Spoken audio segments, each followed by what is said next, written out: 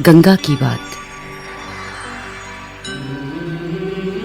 इस कार्यक्रम के प्रायोजक हैं भारतीय वन्यजीव संस्थान, wild life institute of India, Dehradun. नमस्कार। गंगा की बात कार्यक्रम की तीसरी कड़ी में आप सभी का स्वागत है। गंगा भारत के मन का अनहद नाद है। अथर्ववेद के अनुसार नाद के कारण ही जल प्रवाह का नाम नदी पड़ा। विश्वविख्यात नदी सूक्त गंगा से प्रारंभ होता है। गंगा राष्ट्रीय प्रवाह है और अंतर्राष्ट्रीय धरोहर। विश्व की किसी नदी को गंगा जैसा प्यार, सम्मान नहीं मिला। गंगा स्वाभाविक ही हमारे मन का उल्लास है। गंगा हमारे पर्यावरण और प्राकृतिक जैव विविधता की संरक्षक है। नमामि गंगे परियोजना के अंतर्गत गंगा में जैव विविधता के संरक्षण का दायित्व भारतीय वन्य जीव संस्थान, wild life institute of India, Dehradun का है। आज इस कार्यक्रम में हमारे साथ हैं doctor S.A. Hussain. Doctor Hussain वरिष्ठ वैज्ञानिक हैं और आपने ही संस्थान के लिए बायोडायवर्सिटी कंजर्वेशन के कंसेप्ट को डिजाइन किया है और आप इसके नोडल ऑफिसर भी हैं। आपने हमें बताया। मैं आपको और श्रोताओं को ये बताना चाहूंगा, जो जैव विविधता जिसको कहते हैं, बायोडायवर्सिटी जिसको कहते हैं, उसकी 3 कंपोनेंट है। एक होता है स्पीशीज डाइवर्सिटी, जो वैरायटी ऑफ स्पीशीज पाए जाते हैं, और उनकी जेनेटिक डाइवर्सिटी, जो उनकी जेनेटिक कॉन्स्टिट्यूएंट्स है, और उनकी हैबिटेट डाइवर्सिटी या इकोसिस्टम डाइवर्सिटी भी उसको कहते हैं। ये तीनों मिला के एक वर्ड कॉइन किया गया, बायोडाइवर्सिटी। और जो बायोडाइवर्सिटी है वो दुनिया की लाइफ गिविंग सोर्स है। सारे एक्टिविटीज उसी के अंदर केंद्रित है। अगर बायोडाइवर्सिटी को कोई इम्पैक्ट होता है तो ह्यूमन लाइफ को ओवरऑल इम्पैक्ट होता है। तो गंगा की जो बायोडाइवर्सिटी है वो बहुत तरह की है, अगणित है। उसकी कोई रिकॉर्ड नहीं है, किसी ने कैलकुलेट नहीं किया कि क्या बायोडाइवर्सिटी है, कितने तरह के स्पीसीज हैं उसमें, कितने तरह की हैबिटेट है, और किस तरह की जो है उसकी इकोसिस्टम डाइवर्सिटी है। लेकिन इन जनरल में जो गंगा नदी जब हिमालय से निकल के समंदर में ज्वाइन करती है, वो 3 बायोजियोग्राफिक जोन के साथ में के अंदर से पास करती है, हिमालय में, गैंजेटिक प्लेन में और कोस्ट, ईस्ट कोस्ट में। इस तीनों जो बायोग्राफिक जोन है, इसके वजह से गंगा की बायोडाइवर्सिटी बहुत ज्यादा है। तो जिसमें अगर आप उसकी अंकलन करना चाहेंगे तो एक होता है उदाहरण के, आप सिर्फ जो है बड़े बड़े जानवरों को देख लीजिए। जैसे फॉर एग्जाम्पल मैमल्स जो है, स्तन्यप्राय जंतु जो है गंगा नदी में पाए जाती हैं, उनको देख लें, या बर्ड्स को देख लें, एक्वाटिक बर्ड्स को देख लें, या फिर जो सरीसृप हैं या एम्फीबियंस हैं उनको देख लें, या फिश को देख लें। और अगर इनको बचाया जाए तो पूरी जो गंगा नदी की जो बायोडाइवर्सिटी है वो बच सकती है, क्योंकि उनकी रिक्वायरमेंट अगर फुलफिल होएगी, जो छोटे छोटे जीव जंतु हैं उनकी भी पनपेंगे और उन लोग भी जो है वो खुश रहेंगे। तो ये हम बायोडाइवर्सिटी की कॉन्सेप्ट है।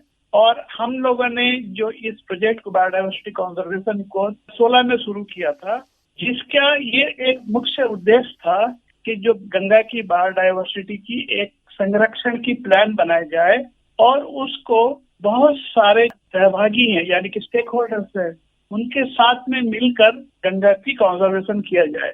इसमें हम लोगों ने, इस प्रोजेक्ट के तहत में हम लोगों ने पूरी गंगा नदी की 5 बार सर्वे किया और उसकी जो मेजर बायोडाइवर्सिटी है, स्पीशीज है, उनके हम लोगों ने आंकलन किया और उनकी डिस्ट्रीब्यूशन और नदी के ऊपर में जो प्रेशर है उसकी सहायता से हम लोगों ने 12 जो ऐसे जोन आइडेंटिफाई किया है जिसको अगर हम लोग संरक्षण करें तो गंगा नदी की बायोडाइवर्सिटी को संरक्षण में सहायता मिलेगा। और सबसे जो इम्पोर्टेंट चीज हमने पाया इस सर्वे के दौरान में, कि पूरी गंगा नदी की 49% एरिया जो है उसमें जैव विविधता संरक्षित है।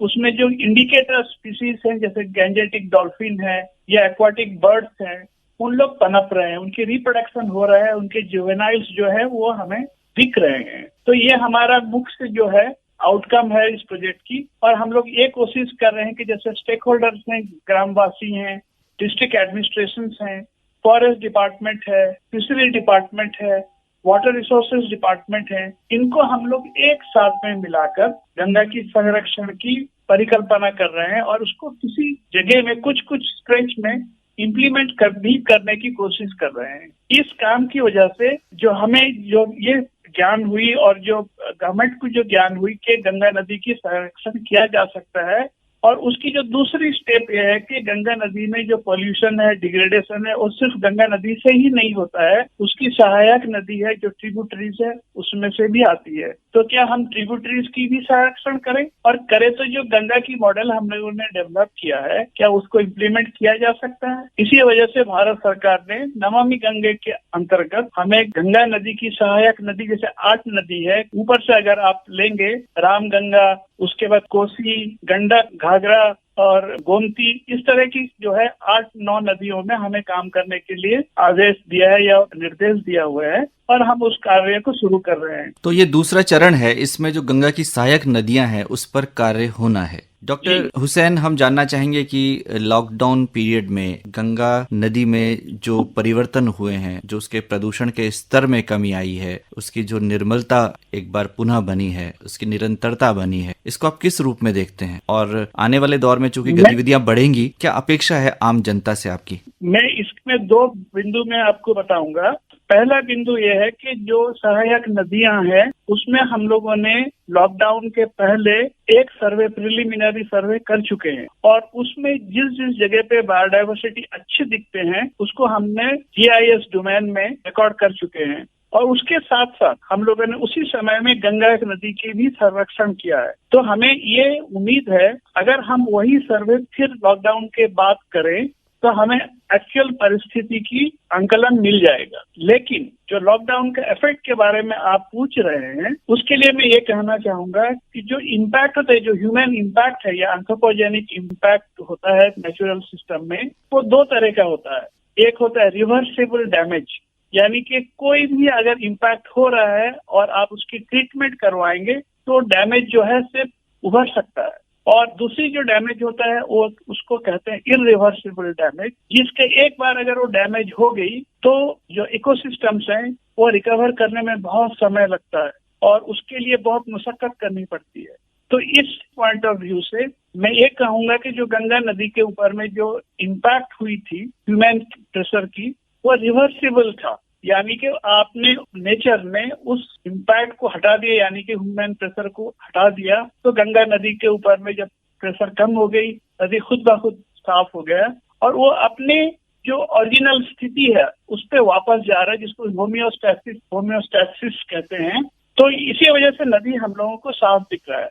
लेकिन कुछ जगह में जहाँ पर नदी की स्ट्रक्चरल डैमेज हुई है वो रिकवर होना बहुत मुश्किल है, और इसी वजह से गंगा नदी में कुछ जगह में जो जंतु लोगों को पहले दिखाई नहीं देते थे वो अब दिखने लगे हैं, क्योंकि एक तो है कि एनवायरनमेंट और पानी जो है वो साफ हो गया है और जानवरों को विचरण करने का भी मौका मिल गया है, ट्रैफिक और मछली पकड़ना भी कम हो गया है। इसी वजह से जब लोग नदी के किनारे जाते हैं तो उनको ज्यादातर जानवर दिखने लगे हैं। इसका मतलब ये है कि वो जानवर वहाँ थे और किसी कारण बस वो छुपे हुए थे, अब वो निकलने की कोशिश कर रहे हैं। तो अगर इस तरह का जो है प्रेशर जो है नदी पे कम किया जाए तो हमें उस तरह की जानवर जैसे डॉल्फिन दिखने लगी है, क्रोकोडाइल्स दिखने लगे हैं, बहुत सारी चिड़िया दिखने लगे हैं, वो रेगुलर दिखने लगेंगे। तो लॉकडाउन का ये एक पॉजिटिव इम्पैक्ट है। नेचर जो है खुद ब खुद अपने को साफ, अपने हेल्थ को इम्प्रूव करने में कोशिश कर रहा है। हमें ये अवसर मिला है कि हम इसी स्थिति को बनाए रखने की कोशिश करें, नदी में पॉल्यूशन कम करें, जो प्लास्टिक्स है फॉर एग्जाम्पल उसको हम कम यूज करें, और ये कोशिश करें कि जो नदी की जो एक्सप्लॉयटेशन है, जैसे मछली की शिकार, अवैध शिकार है या जानवरों की शिकार है, उससे हम बचे रहें। इसके वजह से जो है नदी खुद ब खुद आपस में रिकवर करने के अवसर मिलेगा उनको। सहायक नदी हो या मेन नदी हो तो जरूर इम्प्रूव हो जाएगा, और यही स्थिति बरकरार रखने के लिए हमें पर्याप्त कोशिश करनी चाहिए in terms of limited resource use. जैसे प्रधानमंत्री जी ने कहा कि हम लोग को स्वयं सफिशिएंट होनी है। हम लोगों को ये कोशिश करनी है कि हम अपने नेचर पे, अपने एनवायरनमेंट में जितना मिनिमम से मिनिमम डिपेंडेंट हो और उसकी एक्सप्लॉयटेशन ना करें। ये मेरा मैसेज होगा लोगों को। डॉक्टर हुसैन, इस महत्वपूर्ण बातचीत के लिए आपका बहुत बहुत धन्यवाद। ये थे डॉक्टर S.A. हुसैन, वरिष्ठ वैज्ञानिक, wild life institute of India, Dehradun. Ganga किसी प्राकृतिक आपदा के कारण संकटग्रस्त नहीं है। गंगा संकट के दोषी हम सब ही हैं। सरकार के संकल्प विश्वसनीय हैं, लेकिन गंगा को स्वच्छ और निर्मल बनाए रखना हम सबका राष्ट्रीय कर्तव्य है।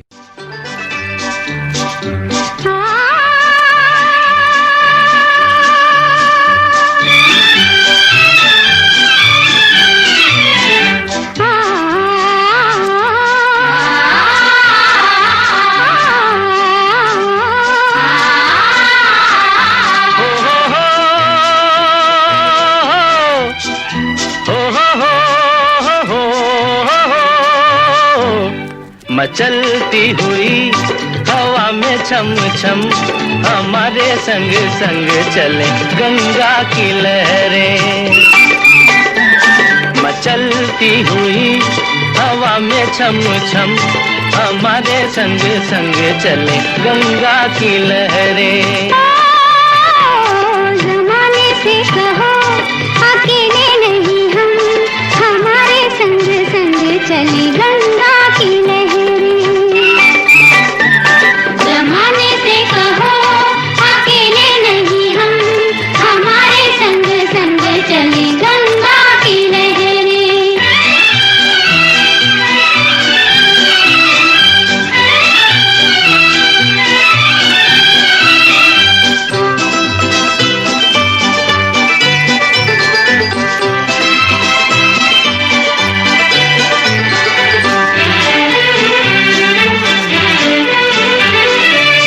हरियाली सी छा जाती है छाँव में इनके आंचल की।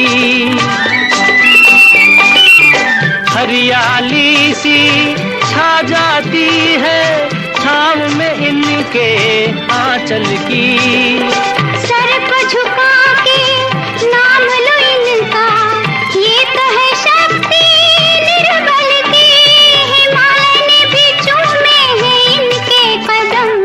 मचलती हुई हवा में छम छम हमारे संग संग चले गंगा की लहरें।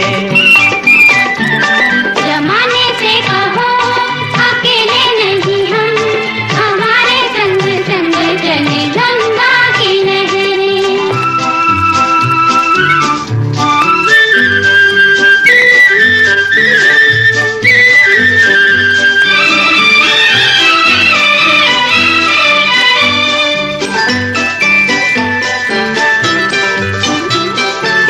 सुख में डूबा तन मन उसको, आया जो इनके आंगन में। सुख में डूबा तन मन उसको, आया जो इनके आंगन में। प्यार का पहला दर्पण देखा दुनिया ने इनके दर्शन में। ये यूं ही नहीं खाते हम इनकी कसम। ज़माने से कहो अकेले नहीं हम, हमारे संग संग चले गंगा की लहरें। मचलती हुई हवा में छम छम हमारे संग संग चले गंगा की लहरें।